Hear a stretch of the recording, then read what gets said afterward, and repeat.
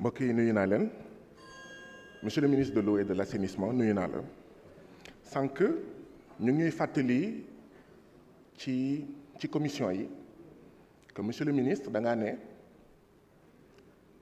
de toutes les denrées l'eau est la mieux contrôlée ma bëgg a fàttali ñi ñuy déglu ak suñu mbokk yi nga xam ne ñoo fi nekk que le 4 novembre 2022 dama déposé ci table Assemblée nationale une proposition de mission d'information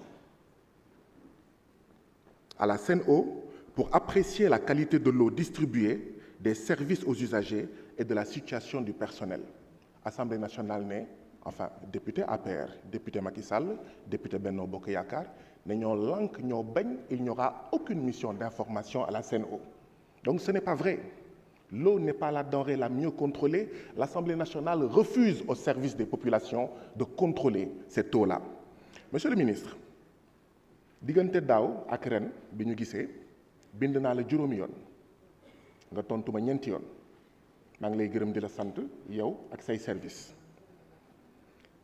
juróomeel yoon bi nga ma bindul bi nga ma tontul dama la bind benn lettre le 11 mai ne la Kidira robinet yi xelleetul ndox 11 mai résultat il y a quelques heures il y a 2 ou 3 jours à Kidira def nañ manifestation bu rëy a rëy pour ne ñoom amuñu ndox monsieur le ministre ñoom duñu jot ndox ba pare cher boo xam ne kenn mënu ko comprendre loolu suñu mbokk Kidira yi di dund kañ lay jeex monsieur le ministre lii mooy Sénégal da ngay tudd Kidira képp kuy camion malien. monsieur le ministre Ngoundiane juróomi dëkk juróom-ñetti weer amuñu ndox kañ lay jeex lii mooy Sénégal da ngay tudd jàkk nekk dëkk bi nga xam ne yaa yore mine Sénégal nga mun toog juróom-ñetti at te doo am ndox. monsieur le ministre Gorée yàggul trop amuñu ndox ba armée française di taal seen gaal di leen yóbbul ndox lu ko waral ñuy bàbbeeku fu nekk ci àddina bi di ñëw di la seet si yow Gorée ngay dugal xaalis bu dul jeex ngay toog te doo am ndox mbokk yi léegi mu jeex 24 février incha allah 25 février incha allah mu jeex Sonko 5e président des Diomaye Diakhar Faye. La parole est à notre collègue Madi Danfakha. Pour 3 minutes, Omar Cissé, le suivant.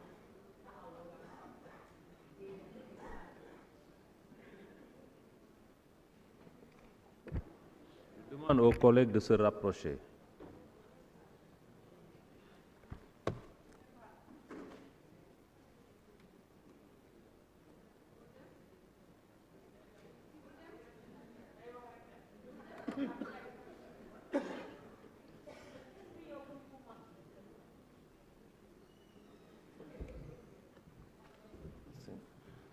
Merci beaucoup, Président. Monsieur le ministre, je vous salue, ainsi que les collaborateurs des ministres, chers collègues. Bonjour. Monsieur le ministre,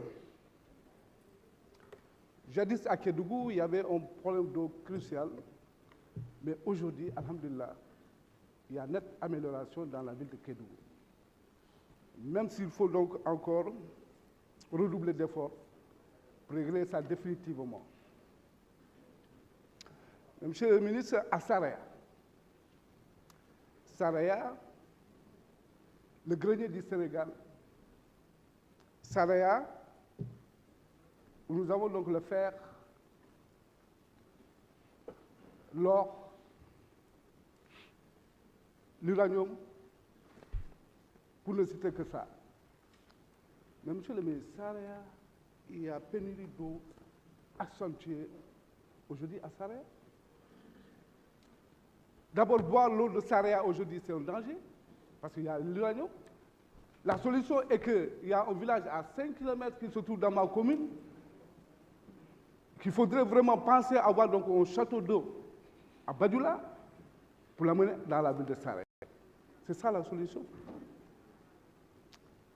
Vraiment, nous pensons que sous peu de temps, ça sera donc un vieux souvenir. Mais monsieur le ministre, pensez donc aux conséquences de la consommation aujourd'hui d'eau à Dakar. Le fleuve Falémé, pollué, usé, souillé, qui ravitaille le lac de Guerre, qui ravitaille Dakar. Est-ce que vous avez pensé à ça? Essayez donc de voir, déplacez-vous pour aller donc dans le Saraya, vous allez voir donc l'eau du fleuve. Et le boueuse, de couleur. Aujourd'hui, les populations sont en danger. Parce que même aujourd'hui, consommer l'eau, le poisson de ce fleuve-là, c'est un danger pour les populations. L'eau qu'on utilise,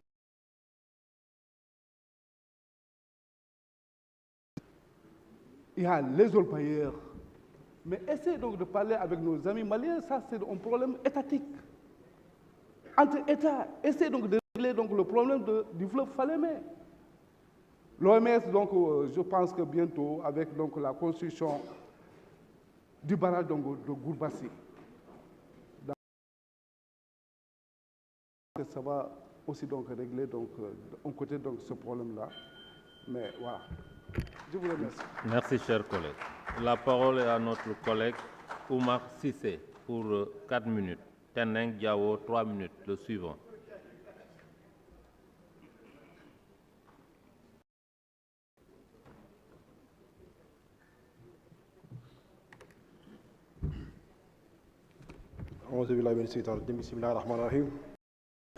Je salue les ministres, notamment mon ancien M. Selim Baïtiam, ministre de l'assainissement, le ministre du budget, mon cadet. Je salue donc le président, tous vos collègues, chers amis, honorables députés. Monsieur le ministre, je sais que vous étiez un excellent mathématicien. Je ne sais pas si vos capacités se sont émoussées entre-temps, mais en tout cas, je présage que elles sont intactes. Encore, je reviens sur je ne vais discuter que de 2 points. La question des inondations, le plan décennal, et la question de l'accès à l'assainissement eau usée en milieu urbain. Je ne suis pas d'accord avec vous sur le taux que vous donnez en matière de réalisation sur le plan décennal de gestion des inondations 2012-2022. Parce que moi, je me dis, si on va dans un restaurant pour son cocktail maison, un bon cocktail maison, mais c'est fait de 3 oranges, 2 pamplemousse et 5 bananes pour avoir un cocktail. Si on y repart, donc ça fait au total 10, d'accord, mais si on y repart, on te donne 10 bananes, tu n'as pas le cocktail. Je ne sais pas si je me fais comprendre. Vous avez 3 composantes: urbanisme, relogement, restructuration, requalification et les infrastructures, gestion des eaux pluviales. Vous dites que vous avez atteint 93% parce que sur la composante gestion des eaux pluviales, vous avez presque plus de 200%. Pour moi, ça ne respecte pas le paradigme.